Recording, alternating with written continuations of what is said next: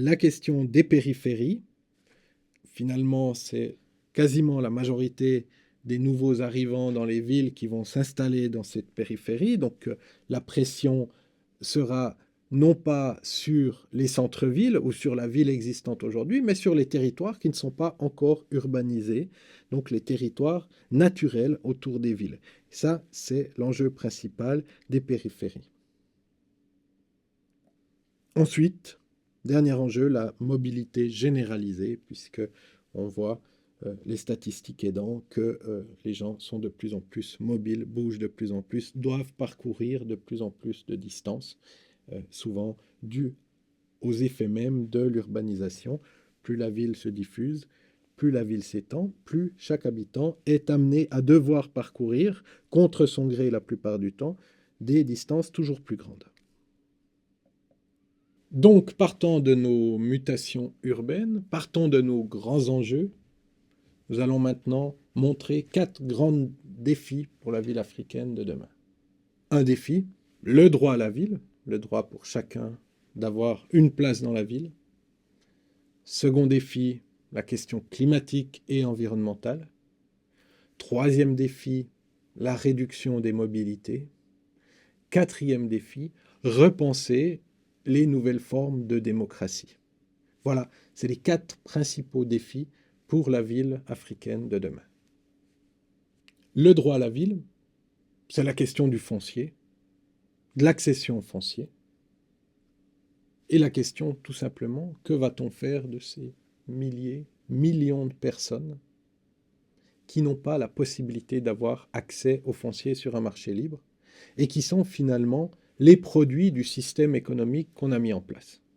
Ça, c'est une question fondamentale. Que faire avec cette majorité des habitants des villes qui sont pauvres? Deuxième aspect lié au droit à la ville, la publicité de l'espace public. Publicité dans le sens de public. Et son corollaire, qui est la privatisation d'un certain nombre d'espaces. On voit de plus en plus de gated communities, c'est-à-dire que des rues entières ne sont plus du domaine public, de l'espace public, avec cette notion noble de publicité qui permettait à tout le monde, ou qui permet à tout le monde de se déplacer librement. Et on est dans une situation où de plus en plus de territoires sont privatisés. Et ça, c'est un questionnement extrêmement important qu'il faudra prendre en compte dans notre planification, dans les cours suivants, où l'on va petit à petit apprendre à planifier, mais gardez bien à l'esprit qu'on a cette question du droit du sol. Que faire avec cette majorité des gens qui n'ont pas accès sur un marché foncier libre? Il faudra bien les mettre quelque part. Et puis, que faire avec cette tendance à la privatisation des espaces publics? Second défi, défi environnemental, qui est en fait un défi énergétique. Les pays, les sociétés peuvent partir dans 3 directions distinctes. La première, c'est lier la prospérité à l'augmentation de la quantité d'énergie utilisée ou utilisable par habitant. Plus je consomme d'énergie, plus je suis prospère. Seconde possibilité, c'est de transformer, d'avoir le plus haut rendement possible par habitant. Donc on fait en sorte qu'on utilise le mieux possible avec un haut rendement l'énergie pour chacun. Et troisième possibilité, troisième piste, c'est de réduire finalement la quantité d'énergie par habitant. Alors, ces choix dépendent des États, dépendent de certaines villes, mais dépendent de choix de société que l'on va faire. On sait aujourd'hui que si on continue à consommer de plus en plus, on va étendre notre empreinte écologique et qu'on aurait plutôt tendance à devoir diminuer la consommation d'énergie. Et ça, il faudra prendre en compte aussi, puisqu'on a d'un autre côté une ville qui se diffuse de plus en plus et qui demande notamment des mobilités de plus en plus grandes, donc une dépense énergétique par habitant toujours plus grande, alors que la durabilité nous imposerait plutôt de faire exactement le contraire. Voilà, de nos jours, les pauvres sont amenés à se déplacer de plus en plus souvent, de plus en plus loin. Pourquoi? Parce qu'ils vont chercher en périphérie des terrains bon marché, des terrains qui sont les seuls qui peuvent éventuellement occuper ou éventuellement acheter, s'ils arrivent à atteindre ce prix minimum sur le marché foncier libre. Donc on va augmenter les déplacements de ces populations. Ce qui fait que la part de la mobilité dans, je dirais, la dépense globale de la famille va augmenter pour prendre une part extrêmement importante et arriver dans des situations où parfois les gens sont assignés à résidence puisqu'ils n'ont simplement plus les moyens de payer leur mobilité. Si je dois mettre le 99% de mon salaire dans le trajet qui me permet d'aller chercher mon salaire, eh bien, j'ai intérêt à rester à la maison et à ne rien faire. Alors c'est le cas extrême, bien sûr, mais on se trouve de plus en plus souvent dans ces questions-là. Et du coup, il y a un manque de justice sociale énorme, puisque finalement, ce sont les riches qui ont la possibilité d'aller toujours plus vite, pour qui la mobilité et les distances ne posent aucun souci, et ce sont les pauvres, les plus pauvres, qui, eux, souffrent de cette situation. Pour la petite anecdote, si on reprend Ivan Illich dans Énergie et équité, c'est pas la roue qui est l'invention principale, mais c'est le roulement à billes qui a permis l'invention de la bicyclette et qui a permis finalement qu'avec la force musculaire, on puisse avancer beaucoup plus rapidement. Donc ça a permis de faire de beaucoup plus grandes distances avec la même force musculaire que ce qu'on avait avant. Il faut avoir à l'esprit, quand on parle de réguler et de réduire les mobilités, que la mobilité aujourd'hui crée de la ségrégation. Potentiel de vitesse permettent aux riches d'aller de plus en plus loin, de plus en plus vite. La mobilité coûte cher en énergie, quel que soit le mode utilisé, à part la marche à pied et le vélo qui sont la force musculaire humaine, tout le reste fonctionne soit à l'électricité, soit au pétrole. Et il faut savoir également, avoir ça à l'esprit, que la mobilité crée de l'étalement urbain. Son corollaire, c'est que l'étalement urbain crée de la mobilité aussi. Donc on est dans un système qui s'auto-alimente. Et si on veut réguler ou réduire ces mobilités, il faut agir sur ces questions d'étalement, sur ces questions énergétiques et sur la question de la ségrégation spatiale.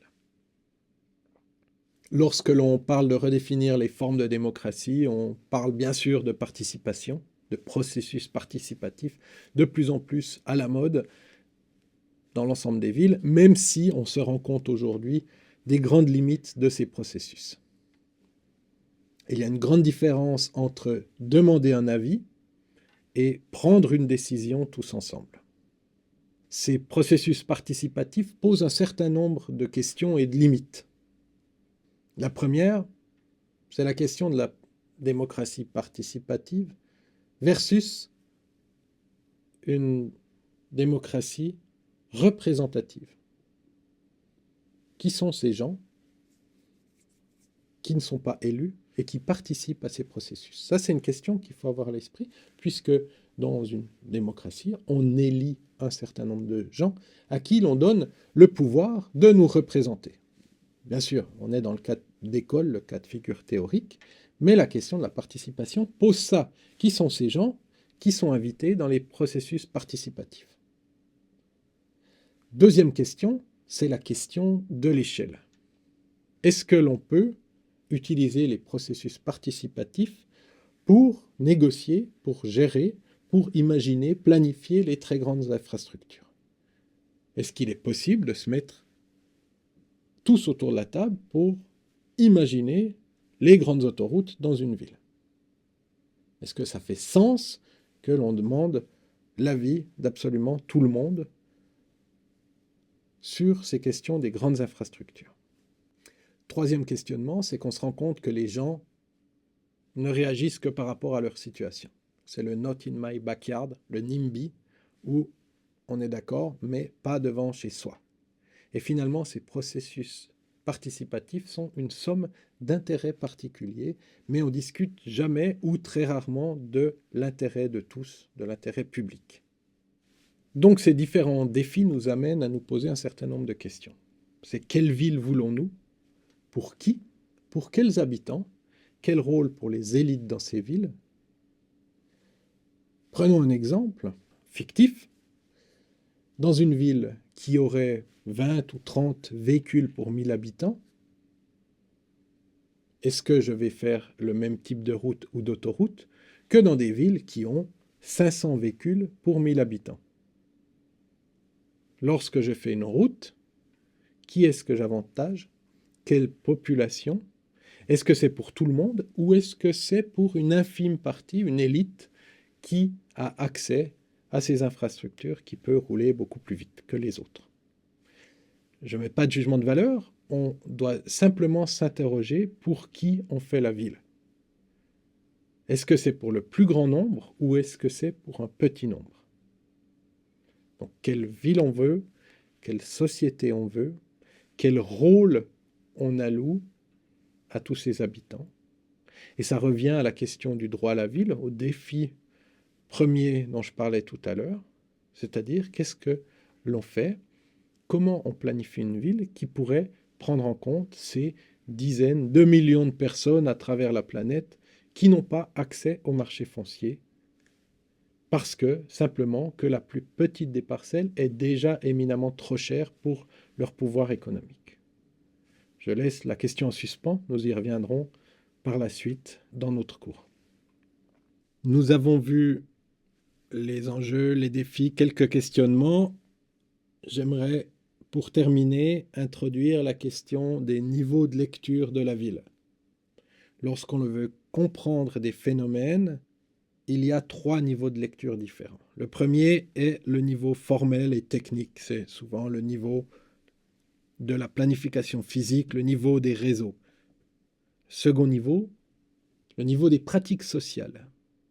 Finalement, des habitants de la ville ont des pratiques qui définissent un certain nombre de comportements et on pourrait lire la ville et lire les espaces de la ville uniquement par rapport à ces pratiques sociales.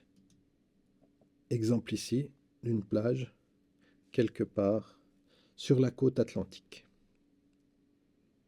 Enfin, troisième niveau, le niveau symbolique. On n'est plus sur des questions techniques, on n'est plus sur des questions de pratiques sociales, on est sur des questions de représentation et d'image. Et c'est souvent le niveau qui est le moins utilisé, le niveau de lecture que l'on oublie un petit peu, mais qui est extrêmement important, c'est la position que l'on prend par rapport aux autres, mais une position symbolique. Voilà, alors l'idée est de s'interroger lorsque l'on cherche à planifier, non pas uniquement sur la question du réseau, elle n'est pas suffisante en soi, il faut encore voir quelles sont les pratiques que les gens vont faire de ce réseau, et quels sont les imaginaires et les représentations qui vont se développer autour de ces utilisations. Et c'est seulement une fois que l'on aura pris en compte ces 3 niveaux de lecture qu'on peut véritablement prendre en compte toute l'épaisseur de la problématique.